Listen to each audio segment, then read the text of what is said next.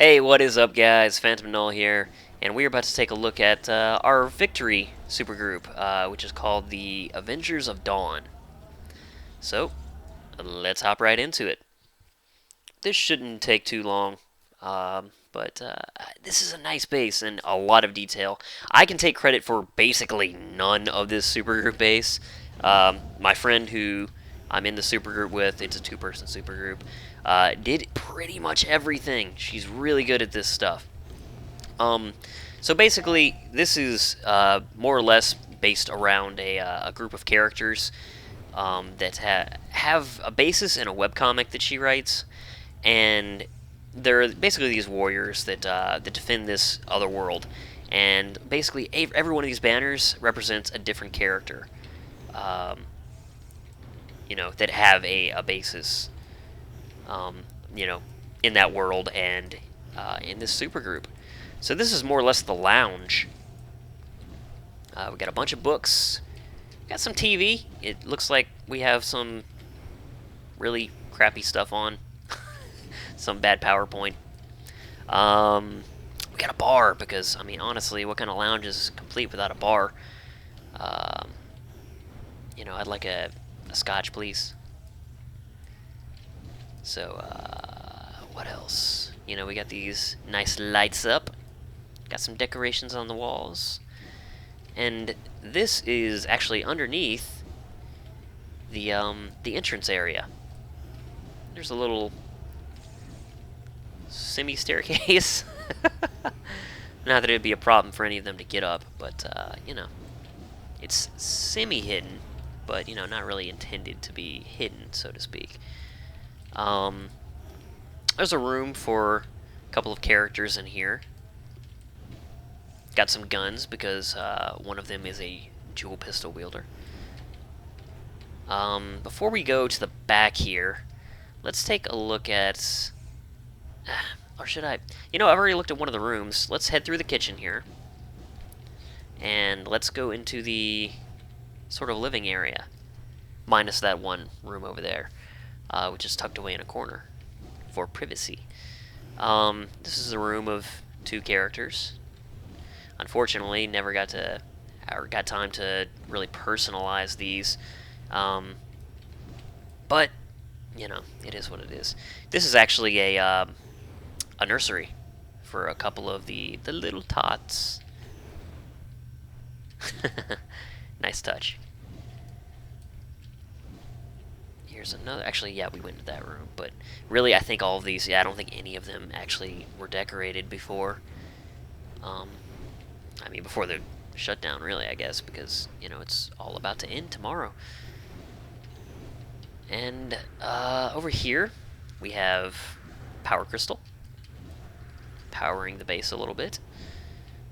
Nothing here. Just another room. Here we have another room. Over here, there's actually another room too. And there's one back here, actually. I kind of forgotten there was one on this side. And we have one here and one here. And of course, the banners is a really nice touch. It really designates which character's room it is, because again, the banners placed in the lounge each represent a warrior. So, a very neat touch there, I thought. And again, I can take credit for none of that. So, yeah, good job, Natalie. Here is the med bay. We got some storage here.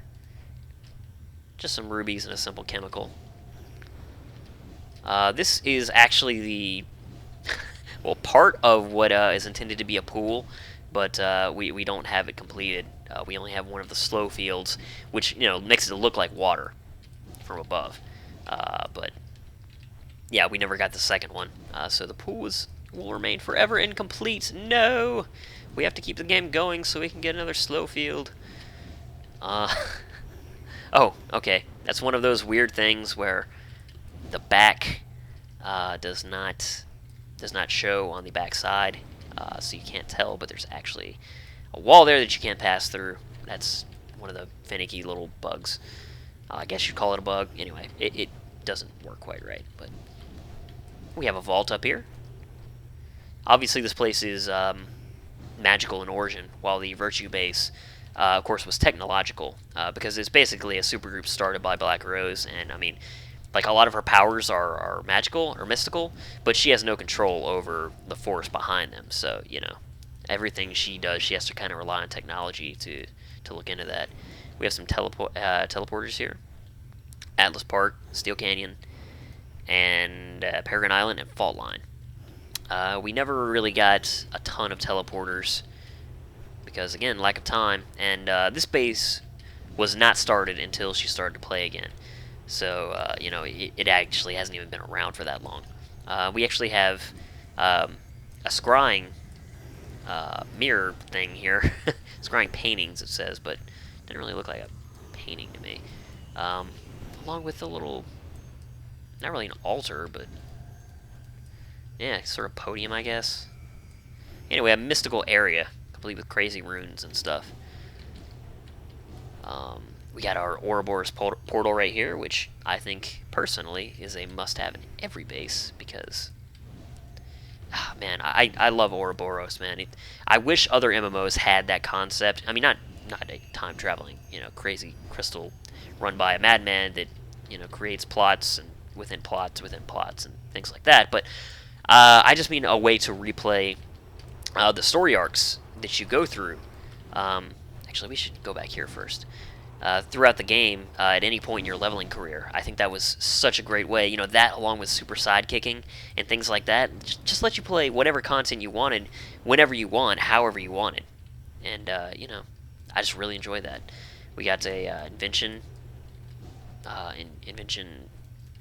I want to call it a base, but yeah, a little invention podium or something over there. We got some storage over here.